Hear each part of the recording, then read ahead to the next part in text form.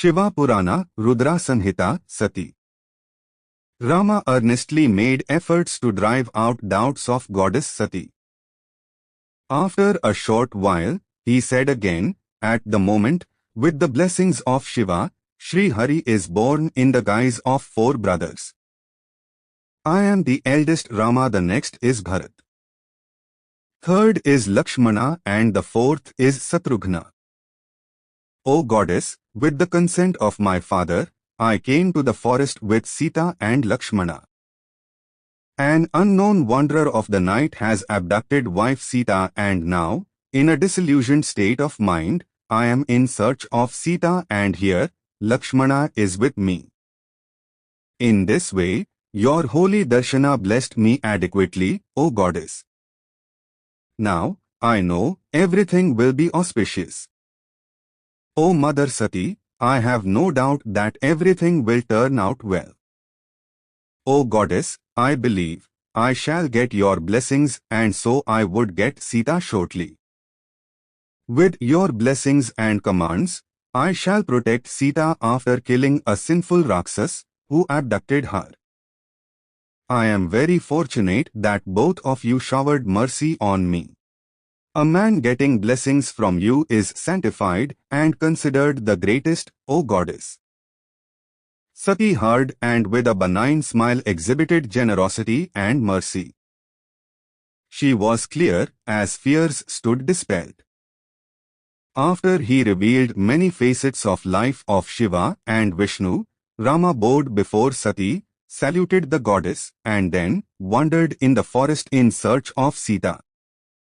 After she heard mild and pleasing expressions of Rama admiring Shiva, she was full of high regard for Prince Rama and felt delighted. On the other hand, when Rama remembered karma, he was very sad. Again, his face looked pale as a pall of distress, and frustration wore a veil of divine brilliance. She was unhappy and miserable when she looked at Rama and thereafter returned to Shiva, standing under Vargada. She was cheerless as the thought disturbed that she was not convinced when Shiva revealed the truth, and therefore did not harbor very good and noble feelings for Rama at that time. What she would say to Shiva, she seriously thought over but reached nowhere. Now, she was quite remorseful about behavior.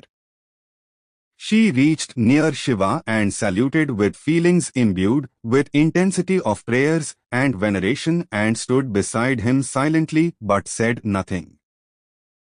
She was forlorn and distraught. Sati's original radiance seemed to have faded away. Shiva realized Sati was disappointed.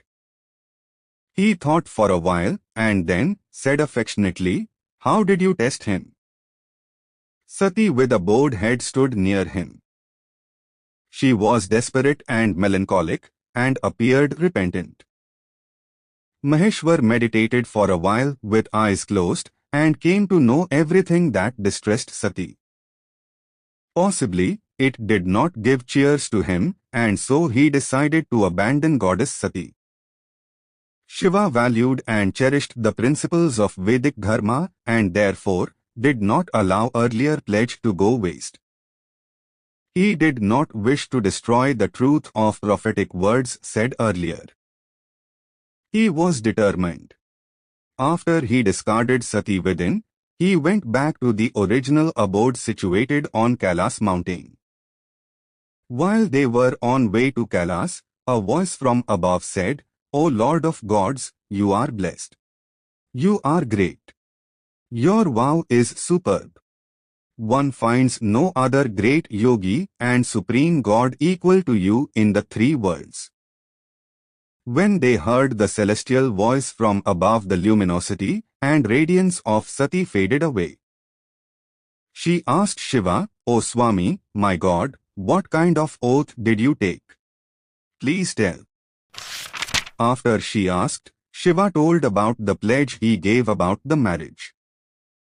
At that time, Sati meditated on Shiva, and the entire context and reasons were obvious to her.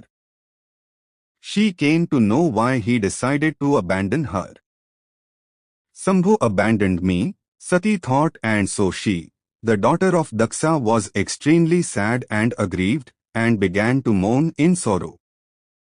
After Shiva understood the mind and feelings of Sati, he kept the secret alive and confined it to him only, and thereafter began to tell other tales unrelated to the subject of grief and abandonment. Shiva kept telling interesting tales, and Sati listened to him while she thought seriously over providence and its wit.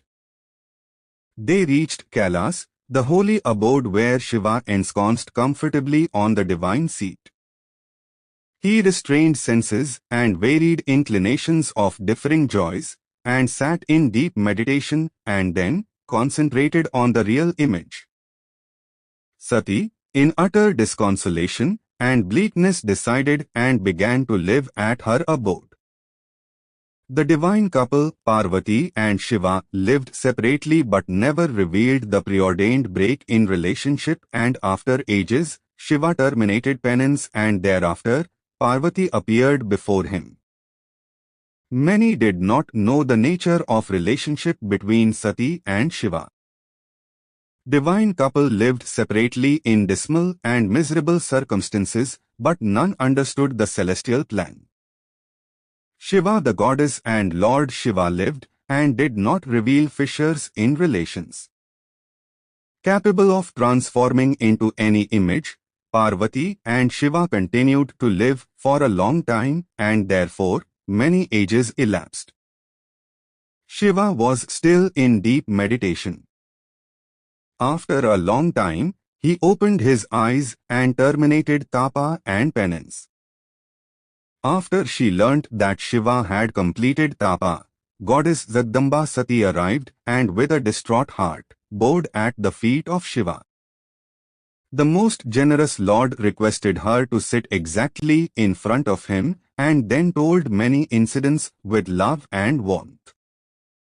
With the exercise of Maya, he dispelled sorrow of the holy consort, and now she appeared cheerful and happy.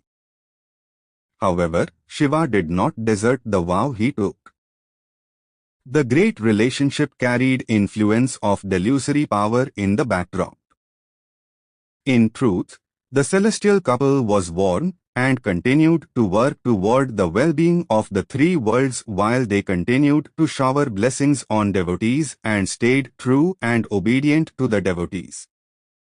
If a devotee knows the real objective of gods and goddesses behind the movement of the world and the mystery of life, he will definitely make life meaningful. Surrendering of the self with devotion and faith purifies the inner self, and man begins to love man and humanity, and that is probably the message of the Supreme, who appears before a devotee in many forms and images.